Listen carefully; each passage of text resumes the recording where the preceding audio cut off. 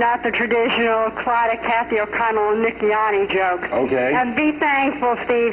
You have a director. I went up without one. Oh, I'm sorry. I didn't have a crew. Who is this girl? My crew is Clyde, apparently literally. you're the show with a worse director than mine. Who is this girl? I didn't think that was possible. What? People call up here and talk about their own problems, their own troubles, their own... Yeah, Jackie wants to talk about his problems, all right? Thank you. Oh. Well, that's not nice. You clipped her up without saying hello, goodbye. Goodbye. Yes. Yeah, I'm a good fan of you, Jackie. What's that? Grube Tube. Oh, she has a sex problem. Grube Tube. Yes. Grube Tube. Yes. The Grube Tube. Is she talking? Yes. That's what it is. Yes. Grube Tube. Yes. Bye. What the hell was that? Beats me. There's a few of them running around the city. And there's another one that comes right by right over there. What? No, it wasn't. Does this pipe directly into a lunatic asylum? This goes directly into all the hospitals on the east side. I mean, that's why they check in, because they don't have cable. I can't believe this. She looked like she was let out of a straitjacket and pulled right back in again. It didn't even sound like it was coming from a person. No. Is that a person or Yeah, that's a person. Oh, thank God. Hello, Jackie. Yes, sir. You know what I'm talking about? Are you the same guy that said I was No, full but I like it. Would you do me a favor? Yeah? This isn't Wall Street Week, is it? Well, we'll give you investment advice. What would you like to know? What's that? Do what you did to Ed Sullivan.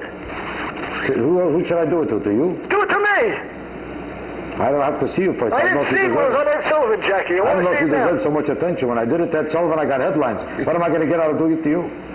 A laugh. A laugh? Laughs for nothing. I don't need that much. Send in a few dollars. I'll do whatever you want. I don't take orders for these prices. Okay, Jackie. You know what I'm talking about? Thank God. Okay. He's doing my act in Philadelphia. I better look this guy up. He's making a popular here. I'm worried he does it better than me. Yeah. Yeah. Look. Hello. So far, this whole show makes very little sense, I'll be honest. Yes. Hello. So far, we got a lot of interesting calls. Go ahead. Hello. I went through who? Another guy. Ha-ha. Hello, how are you? Anybody call up here that talks English and can ask a question? Listen, Steve, I think that maybe I'm a little too loud next to TV. Hold on a second. I think you're just trying to prove that you got 5 watch people. That's it. It's 4 people at the same time. Yes. Yeah, listen, Steve, I always watch your show. This is Nick. I used to work down there a long time ago, and I always still turn into your show. And I have a couple questions for Jackie. First, I want to tell him that when I was not really young, but when I used to watch him on the Ed Sullivan Show in the early 60s and in the middle 60s, I thought he was the funniest guy around. And I remember he disappeared for a while. Maybe you could talk about that a little bit, because I'm curious to know why, like in the early 70s or late 60s, we didn't see him much on TV. And the other thing is, I'd like to ask him, what does he really think of the cable TV thing? And by the way, he might not know it. I don't know if he watches your show much, Steve, but your show happens to be probably one of the most innovative and probably the lowest cost production value that you can possibly find due to it's the lowest that I know, Rob. Listen, we hit bottom. On production value, I'm not sure. Well, I would say it is the lowest. What do you think of it? If he's not the lowest, he's got a few questioners here. Did you hear the calls before you, Mr.? Yeah, I did. But that goes on all the time. That's part of it, you know? I think he hires these people. He gives them $1.25 an hour. Well, I'll tell you, he's been real genteel with you, Jackie. Very genteel. Because usually he's really something else. And he's Where do you being very, find people in that condition to make a call? I don't know. I don't know how people with that level of intelligence could even dial a phone. That's what I want to know. Well, you know, listen, that's where it's at, you know. It's like their claim to fame. I happen to be in the business myself in terms of engineering behind the cameras, and I think that it kind of gives people a kick that they can hear their voice on TV. You must be a very intelligent man. You're saying very, very, very clever, insightful things. I like what you're saying. This man is a very intelligent person. He said you have the most innovative show on television. He's sitting there behind a busted desk in a filthy building, and he's taking calls from people who don't make sense. It sounds like they're being whipped while they're talking to you. Right. We worked on for and years. these lunatics call up screaming, and he says this is the most innovative show we ever heard. I tell you though, Jack. I like the originality.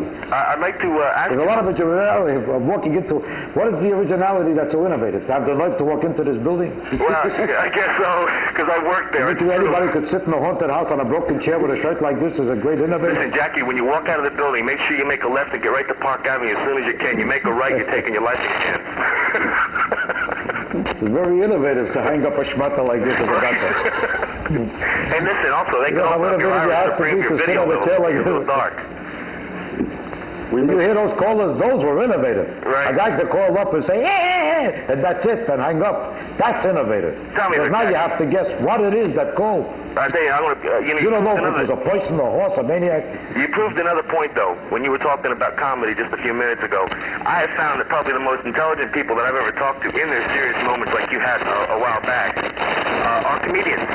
And I think that it's probably the fact that you have such a perspective on life that you can make fun of things. You really have to know where things are at before you can, be funny with them.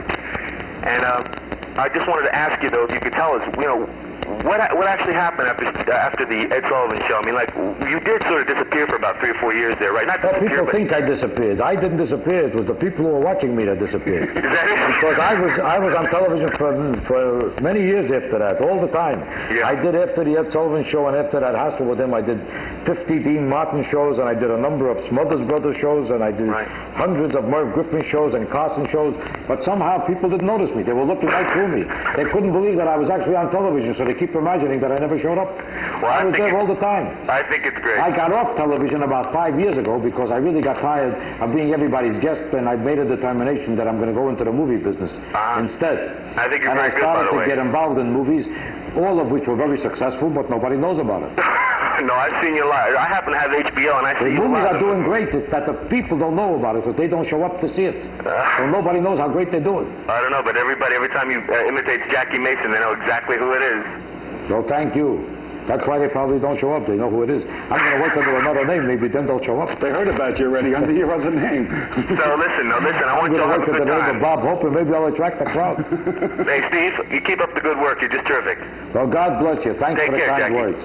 You're a decent person. I appreciate it. Do me a favor. Call up that other guy who called me names before. I'm hanging him out the window right now. Hello, Jackie? Yes, sir. Yeah, I think you're an excellent comedian, and you've had a very long career. And tell me, did you know Lenny Bruce back in the old days? Yes, I knew Lenny Bruce very well. Would you have any stories or anything that you knew? I don't have too many stories about him because the stories about Lenny Bruce have been told ad infinitum all over the world. It's the publicity and and the information about him has made volumes of books, and there's so much to be read and heard and seen about Lenny Bruce that I have to say about him would be secondhand information that everybody has heard many times over. Yeah, I just wondered if you had any. I read all the books. He was a great man with a brilliant mind who had a fantastic amount of guts, never thought or cared what people thought of him. He just felt determined to tell the truth as he sees it and let the chips fall where they may. And it hurt him a lot, but he had a very happy life because he knew that he was his own man and he did what he pleased. Okay, thanks a lot. All right, we're going off the air in about 30 seconds. I'm going to give you twice the fee that you got tonight and hope that you'll come back again some other time. I don't see why not. I noticed that you're working for a lot of money. I know how much you're making. That's why you could afford this furnishing. And that's why you could put up such a fantastic place. This must come from the budget that you have from the show. But I think with this budget we could probably buy a hamburger and call it even. That's about it. It's a good trade-off. I really want to thank you for showing up. I thank you for having the decency to invite me and for the intelligence and the wisdom to find out that nobody else wanted to be here. So I'm sure that this was a last resort for me, but it's probably the last thing that's going to happen in your life too. Because I don't think after this you have any place to go either. I got no place to go. You can't tell me that this is the beginning of a great career. This is the end of it. But thank God, even if there's nothing else, at least it's a place to sit. I'm glad the chair lasted through the whole show. I didn't think it would last this long. But it's been a pleasure seeing you. It's certainly been a pleasure. I wish it on all your future guests, because me you won't see here again. I think we're fading out to black.